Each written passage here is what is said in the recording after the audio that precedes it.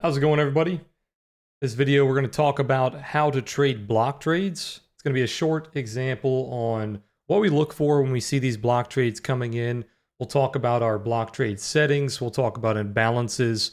I'm going to start off the video freehanding some examples, and then we'll go into our adhere platform here and actually show you some live examples from today.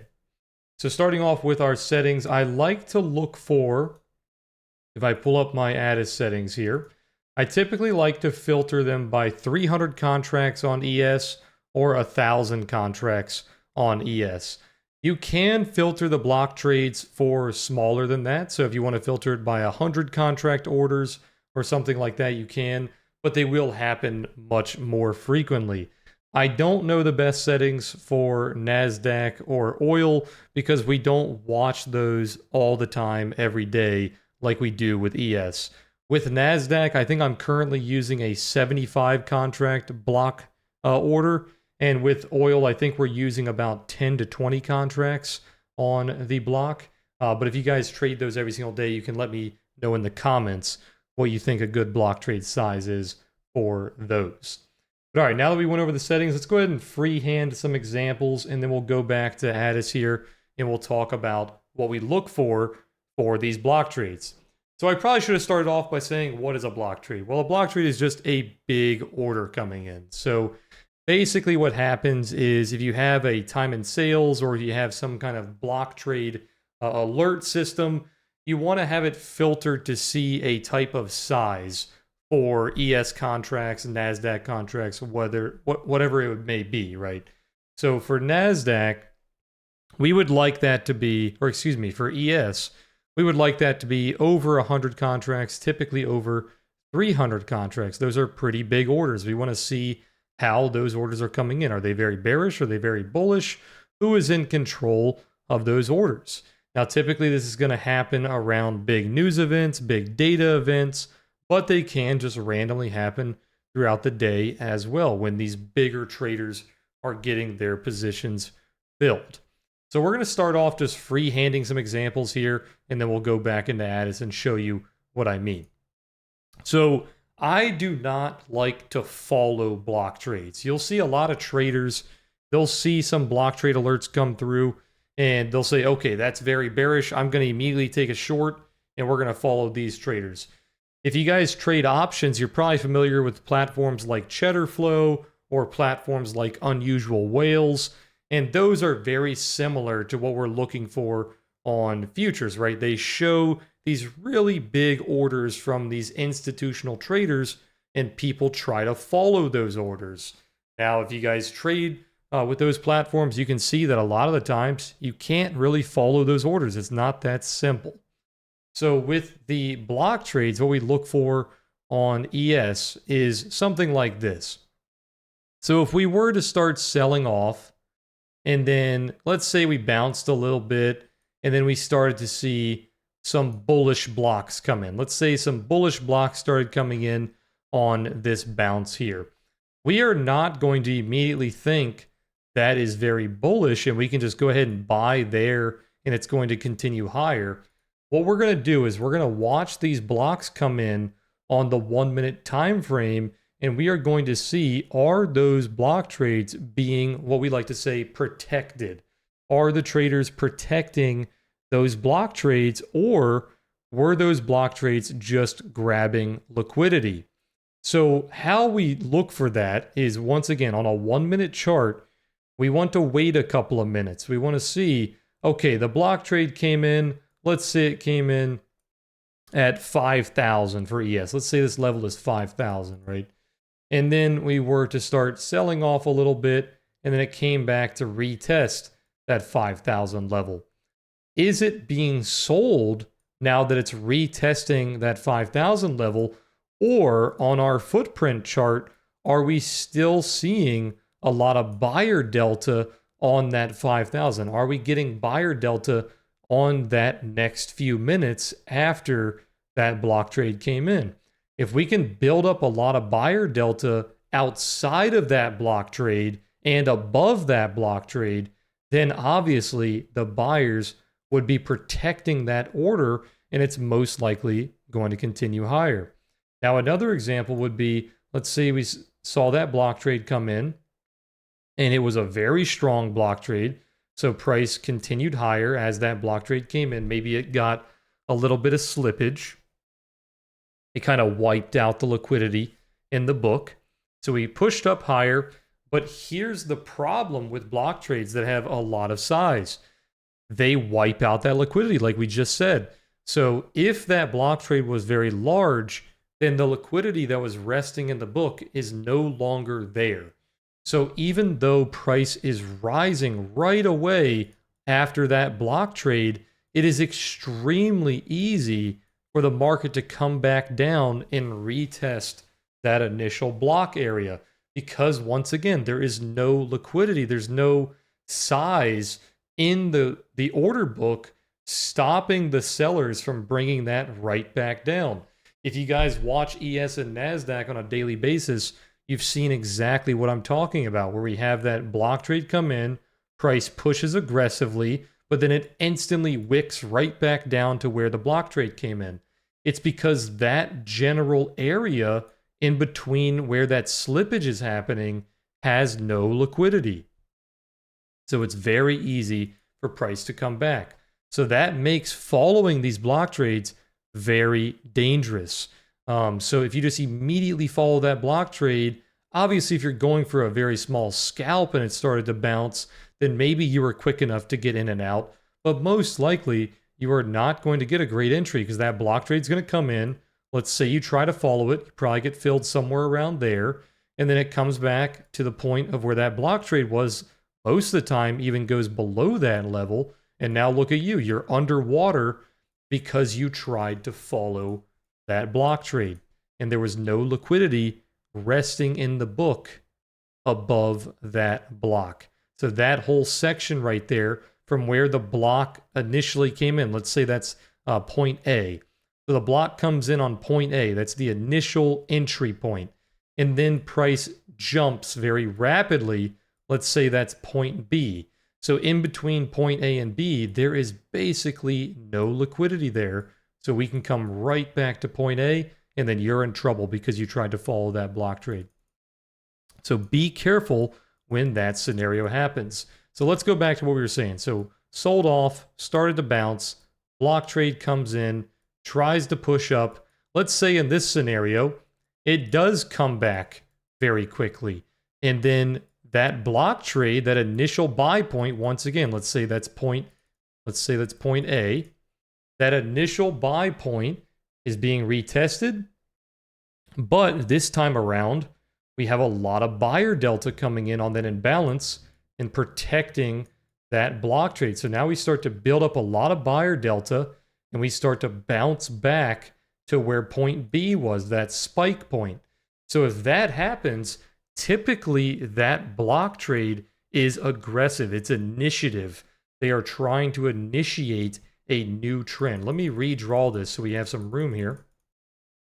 So let's say we pushed down, we bounced up, we had the block trade, that's point A. We start to bounce a little bit after that block trade. Here's point B. And then we retest it, but we are protecting it. So typically that block trade is being initiative and they are trying to push the price higher. They are not just grabbing liquidity. They are actually trying to shift this trend. They're trying to push that trend back into being uptrend. So once again, if it pulls back and you see that delta coming in to protect that contract there, it is most likely initiative. Let's go through another example. Let's say price is falling here. We start to bounce. And then as we're falling again, we start to get some big bearish block trades. Let's say we had some little bearish block trades on the way down. And now we have a really big bearish block trade after kind of a bear flag played out, right? So in your head, that seems like a very simple short setup. We had some bearish blocks on the way down. You started to aggressively push down. This is a very simple bearish flagging pattern, like a bear flag, right? And now we have a bunch of aggressive sellers coming in. That should be a very simple sell, and we're just going to go lower. But what you will see happen a lot of the times this bearish block actually becomes the bottom. They were grabbing liquidity with that bearish block, and then it starts to completely reverse back to the upside, and it takes out all these initial smaller block trades that actually were initiative on the way down. And I think we have an example for this today. I'll see if I can find it. But in scenarios like this, you have to be careful because everything in your mind is telling you that this is such an easy initiative bearish block trade. It should push the price down, but you did not wait to see where that protection was. Were the buyers protecting that block trade, or are the sellers protecting that block trade? It's always best to wait a few minutes, just let price kind of retest that block trade, let the orders come back in, providing liquidity back to the market so it's not a super thin tape, and then we can see who's in control of that block. So in this case here, if we started to get a lot of buyer delta, let's say this is a big red block, right? Big bearish block. But then after that, all of the delta that was coming in kind of right here was mostly bullish delta. And they were they were struggling, I should say, to find bearish delta below where that block trade came in. Now, in that scenario, I would say that block trade is responsive. It is grabbing liquidity, and the buyers are protecting that block trade, and it's most likely going to go higher. Now, let me clarify. I should have said this at the beginning of the video. I'm not a big block trade trader. I don't like trading these block trades, even if you wait to see where the protection comes in. It's not one of my favorite trades. But we've had a lot of questions about block trades on our stream recently, so I thought I'd make this video just to clarify what we look for when we see these block trades. So if I had to build, like, obviously, a playbook, you guys have seen my playbook series most likely, this is not really in my playbook. It's not one of my favorite trades.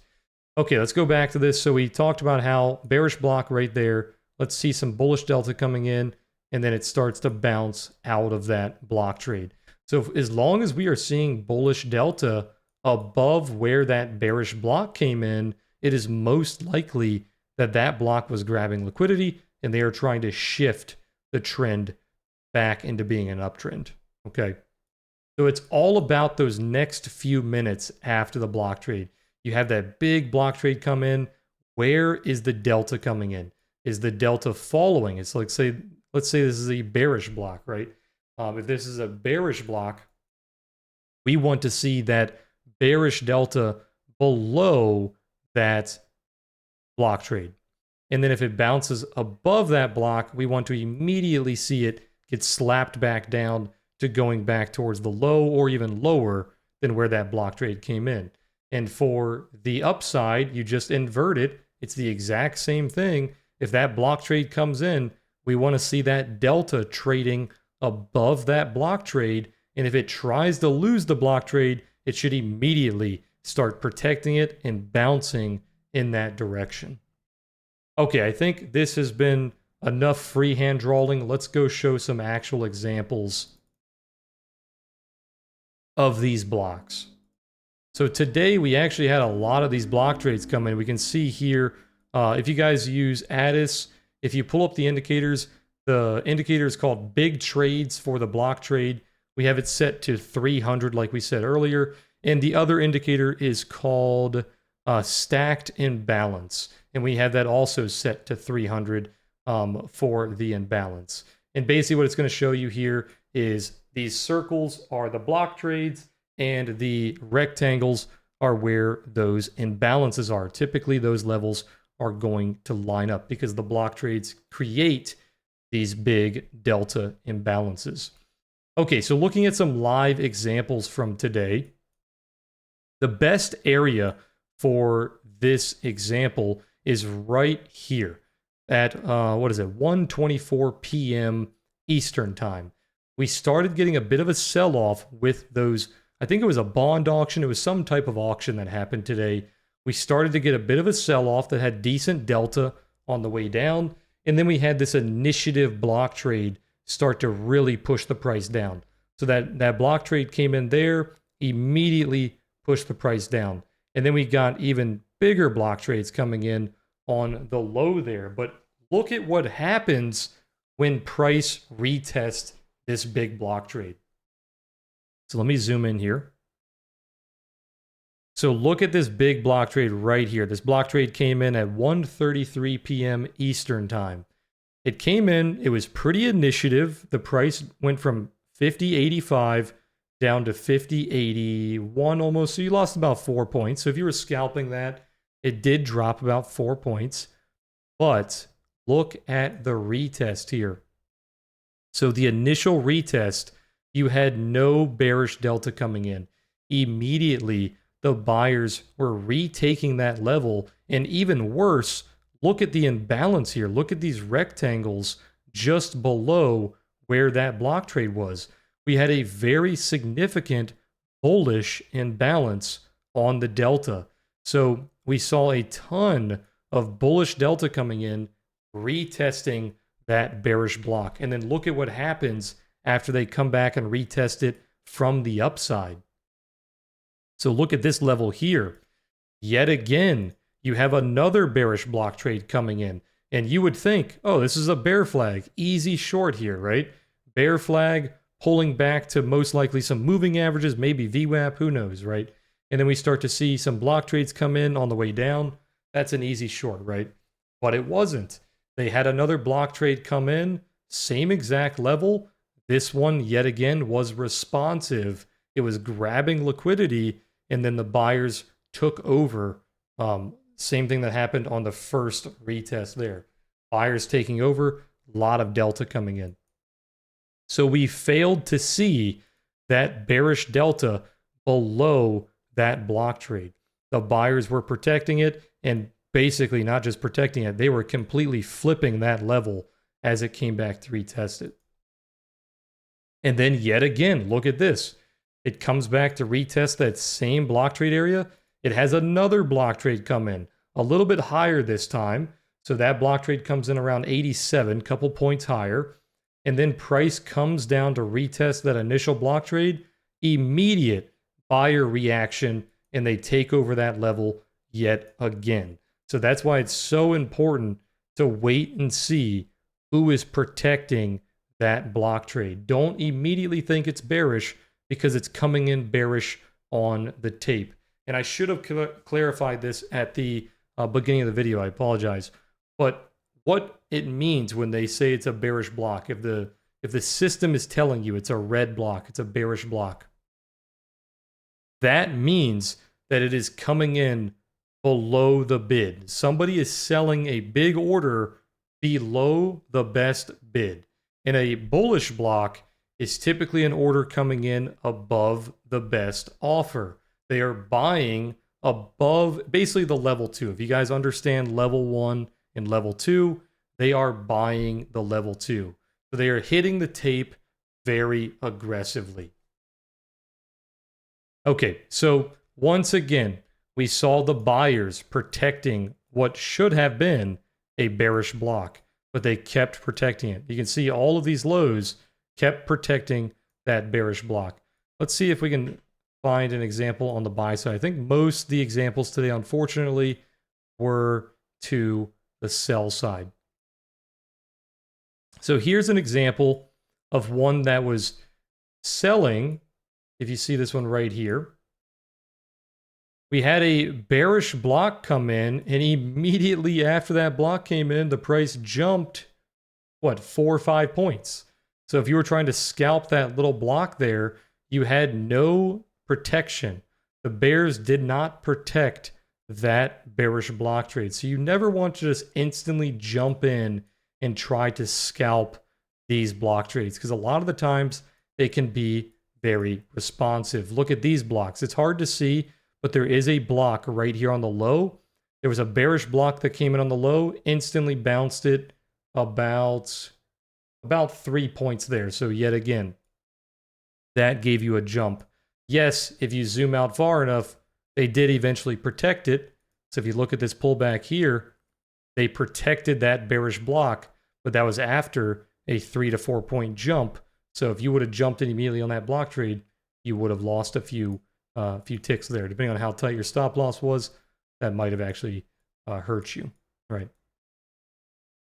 And then we see the same thing kind of towards the end of the day here.